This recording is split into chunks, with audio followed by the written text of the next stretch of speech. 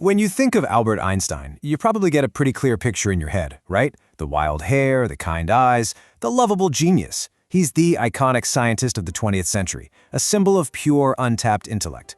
But what if I told you that the same mind that could literally reshape the cosmos also committed acts of just shocking cruelty?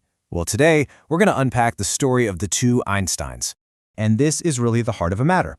On one side, you have the genius, the architect of modern physics, a person who completely changed how we see the universe. And on the other side, you have the scoundrel, a man whose personal life was just this chaotic storm of cheating and leaving a trail of emotional wreckage behind him.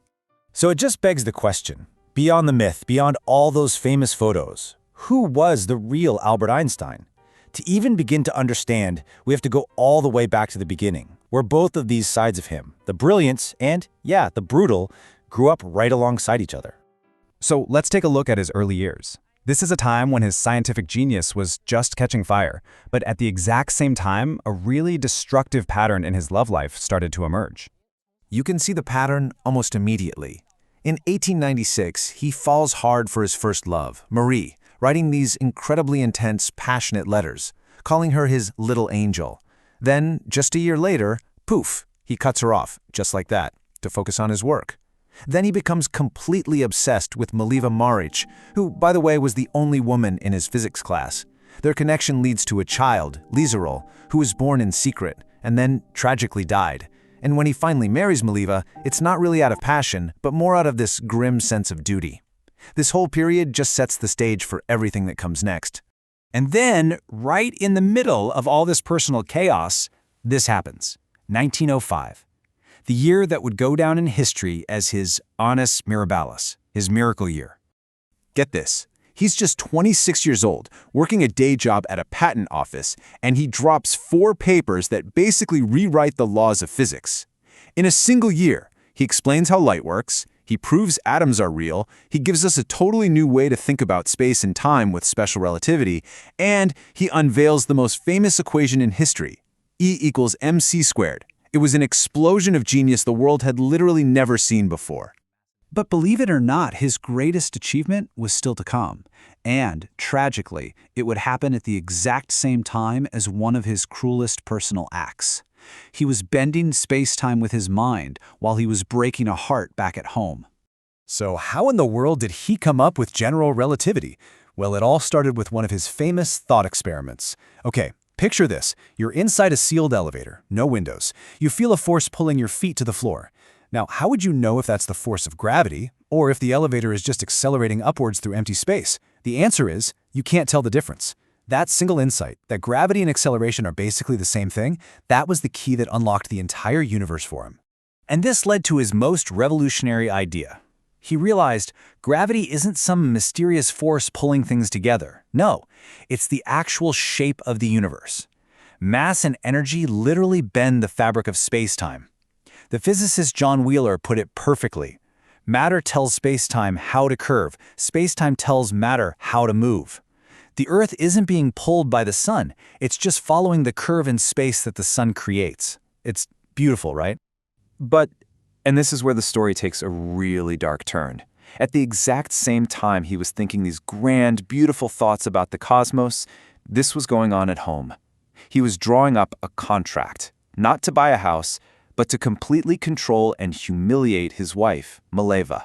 I mean, just listen to these rules he laid out for her. He demanded she cook his 3 meals a day and serve them in his room. He told her she was to expect 0 intimacy from him, that she had to stop talking to him the second he asked, and that she had to leave his bedroom or study immediately, without question. All of this, by the way, while he was having an affair with his own cousin, Elsa. This wasn't a marriage, this was a list of rules for a servant, designed to make her life so miserable that she would leave. And for a while, she actually agreed to it.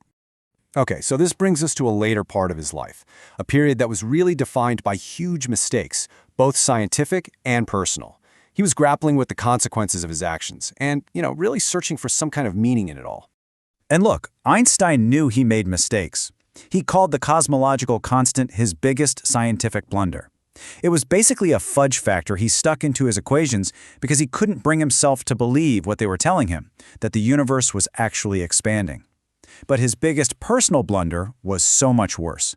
Terrified that the Nazis would build an atomic bomb, he signed a letter to President Roosevelt urging him to beat them to it. And you can see this tragic chain of events right here. He flees Nazi Germany in 33, he signs that fateful letter in 39, and by 1945, his beautiful equation, E equals mc squared, has been turned into a weapon of unimaginable horror, leading to the destruction of Hiroshima and Nagasaki. In his own mind, the pacifist who hated war had become the father of the bomb. His remorse was just absolute. He said later that if he'd known the Germans wouldn't succeed in making a bomb, he would have done nothing at all. He even told a friend, "Had I known, I would have rather been a watchmaker." That regret just haunted him until the day he died. So what did a man like this actually believe in? You've probably heard him say God does not play dice, but he wasn't religious in a traditional sense. He believed in what he called Spinoza's God, and that's not some person in the sky who takes requests. For Einstein, God was the deep, elegant, rational order of the universe itself. His religion was founded in the beautiful harmony of natural law. So, when it's all said and done, how do we reconcile these two people living inside one man? The genius who saw God in the cosmos, but created so much chaos in his own home. Let's take a look at the very complicated legacy he left behind. The human cost around him was just immense. His first wife, Mileva, she used the Nobel Prize money, which he'd promised her as part of their divorce, to pay for their son Edward's medical care. Edward was diagnosed with schizophrenia and spent most of his life in an asylum. His second wife, Elsa, died after putting up with his constant cheating for years. It's just a trail of quiet tragedy. And that right there is the ultimate paradox of Albert Einstein, isn't it? Here was a man who could understand the very fabric of space-time across billions of light years, but he just couldn't seem to navigate the small, intimate space between himself and the people who loved him the most. And yet what drove him was something deeply, profoundly human. He once wrote, "The most beautiful emotion we can experience is the mystical." That feeling of awe, of just pure wonder at this ridiculously complex universe, that was his fuel. That was the source of all his art and his science. So, I'll leave you with this question. After seeing the deeply flawed and, often cruel man behind the myth, does that take away from the work of the genius? Or does it somehow make his ability to unlock the secrets of the universe even more astounding?